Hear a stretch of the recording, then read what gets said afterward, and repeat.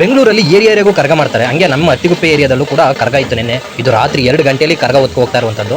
ನೋಡ್ಬೋದು ಟೆಂಪಲ್ ಎಲ್ಲ ಎಷ್ಟು ಡೆಕೋರೇಷನ್ ಮಾಡಿದ್ದಾರೆ ಅಂತ. ಇದಾದ್ಮೇಲೆ ಇಲ್ಲಿ ಊಟದ ಕೂಡ ಇರುತ್ತೆ. ಮರ್ರಿ ಹೊಡೆದಿದ್ದಾರೆ ಗಾಯ್ಸ್. ವಾದ್ಯನೂ ಇತ್ತು. ಸೊ ಈ ವಿಡಿಯೋ ಕಂಪ್ಲೀಟ್ ಆದಾಗಿರುತ್ತೆ ಕರ್ಗ ಬಗ್ಗೆ, ಬನ್ನಿ ನೋಡುವಂತೆ.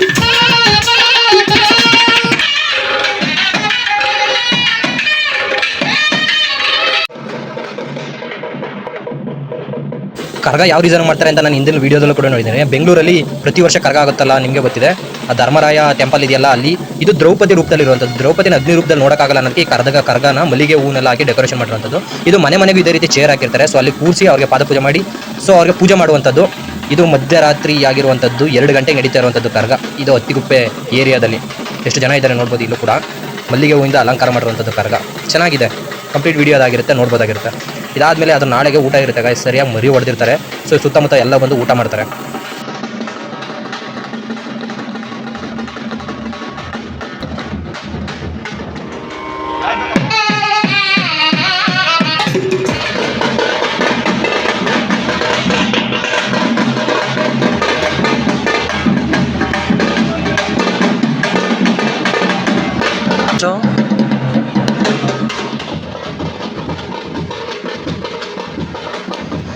ಮಹಾಭಾರತ ನಿಮಗೆ ಗೊತ್ತಿದೆ. ಪಾಂಡವರು ದ್ರೌಪದಿ ಎಲ್ಲ ಲಾಸ್ಟಲ್ಲಿ ಸ್ವರ್ಗ ಪ್ರಾಪ್ತಿಯಾದಾಗ ಸ್ವರ್ಗಕ್ಕೆ ಹೋಗ್ಬೇಕಾದ್ರೆ ಸೊ ಆವಾಗ ಹಿಂದೆ ದ್ರೌಪದಿ ಸಿಗಾಕೊಳ್ತಾರೆ. ಸೊ ಕೆಳಗಡೆ ಬಿದ್ದೋದಾಗ ಅವರೆಲ್ಲ ಮುಂದೆ ಹೋಗ್ಬಿಡ್ತಾರೆ ನೋಡಿದೆ ಪಂಚಪಾಂಡವರು.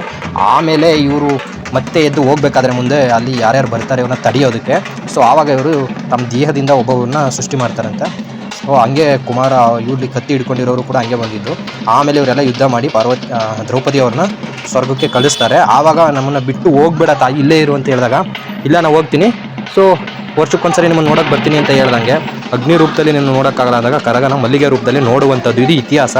ಆವಾಗಲಿಂದ ನಡ್ಕೊ ಬರ್ತಾ ಇದೆ. ಇದನ್ನು ಪ್ರತಿ ವರ್ಷ ಮಾಡ್ತಾರೆ. ಮೇಯ್ನ್ ಕರಗ ಅಲ್ಲ ಆಗುತ್ತೆ, ನಿಮಗೆ ಗೊತ್ತಿದೆ, ದೇವರಾಯ ಟೆಂಪಲ್ ಹತ್ರ. ಇಲ್ಲಿ ಪ್ರತಿ ಏರಿಯಾಗೂ ಅದೇ ರೀತಿ ಮಾಡ್ಕೊಳ್ತಾ ಬರ್ತಿದ್ದಾರೆ. ಇದು ಅತ್ತಿಗುಪ್ಪೆ ಏರಿಯಾದಲ್ಲಿ ಮಾಡ್ತಾ ಇರುವಂಥದ್ದು. ವಿಜೃಂಭಣೆಯಿಂದ ಲೈಟಿಂಗ್ಸ್ ಎಲ್ಲ ಹಾಕಿ ಮಾಡಿದ್ದಾರೆ. ಮನೆಗೂ ನೆಂಟನ್ನೆಲ್ಲ ಕರೆದು ಊಟ, ನಾನ್ ವೆಜ್ ಊಟ ಮಾಡೋದಾಗಿರ್ಬೋದು, ಸೊ ದೇವರಿಗೆ ಮರಿ ಅರ್ಪಿಸೋದಾಗಿರ್ಬೋದು, ಇದೆಲ್ಲ ಮಾಡ್ಕೊ ಬರ್ತಾ ಇದ್ದಾರೆ ಇಲ್ಲಿ ಆಚರಣೆ. ಸೊ ಇಲ್ಲಿಂದ ಸ್ಥಳೀಯ ಆಚರಣೆ ಅಂತಲೇ ಹೇಳ್ಬೋದಾಗಿರುತ್ತೆ ಕರಗ ಉತ್ಸವನ. ನಮ್ಮ ಹಳ್ಳಿಗಳ ಕಡೆ ಹೋದರೆ ಮಾರಿ ಹಬ್ಬ ಅಂತ ಮಾಡ್ತಾರೆ.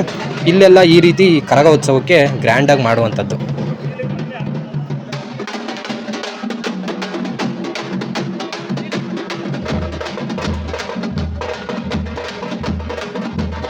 ನೀವು ರಾಮಾಯಣ ನೋಡಿದ್ರೆ ಅಲ್ಲಿ ರಾಮ, ಲಕ್ಷ್ಮಣ ಮತ್ತು ಹನುಮಂತ, ಸೀತೆ, ಇಲ್ಲಿ ಎಲ್ಲರಿಗೂ ಪೂಜನೀಯ ಸ್ಥಳ ಸಿಕ್ಕಿದೆ.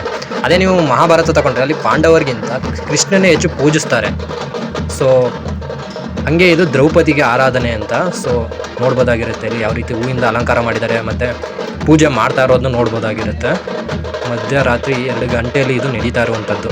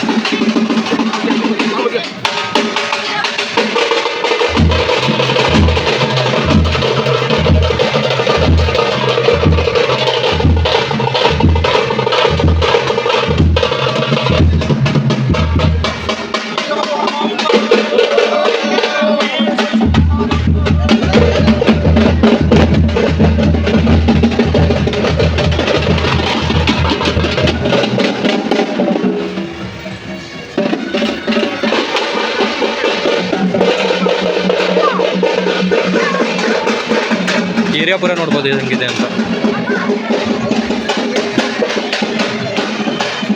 ಎಲ್ಲರ ಮನೆ ಮುಂದೆ ಇದ್ದಾರೆ, ಪೂಜೆ ಮಾಡ್ತಾರೆ.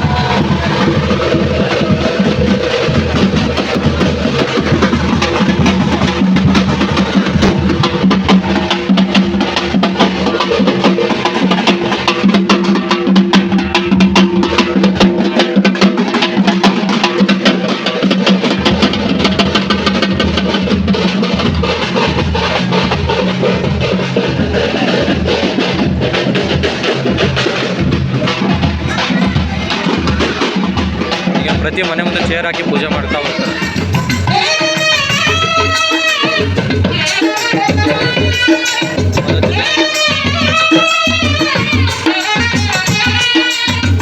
ಇಲ್ಲೇ ಹತ್ರ ಪೂಜೆ ಆಗ್ತಾ ಇರುವಂಥದ್ದು.